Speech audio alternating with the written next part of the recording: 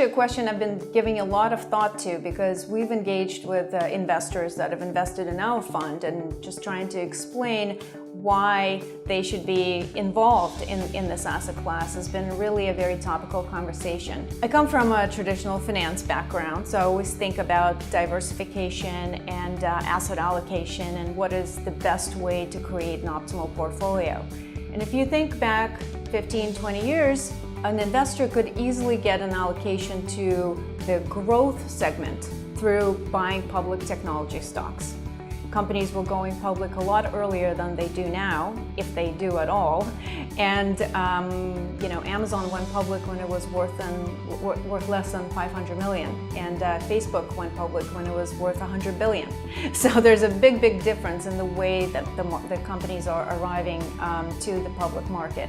I mentioned earlier, if they do at all, and that's a very important point, because after Sarbanes-Oxley got implemented in the early 2000s, the process of going public became very unattractive for many companies. It became a very high stakes game from the liabilities point of view for the management team, as well as a very costly compliance process to do that. So companies, if they didn't have to, if they had other sources of capital, they wouldn't do that. And that's exactly what we've seen unfold in the last 15 years. Less and less companies go public. We see more and more companies get bought up along the way because the time to maturity, so to speak, is much longer at this point. And the companies that do go public at multi-billion-dollar valuations.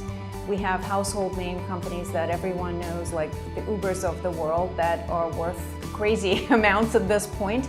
And the private investor has captured pretty much all of that return.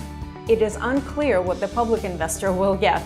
By the time these companies do get to a public market, there is almost, in some cases, more risk to the performance of that investment than the no-brainer expectation of this stock just going up when the companies were going public early on. Investors could easily access the growth segment of the market, which was technology stocks, through the public market. That avenue is no longer available.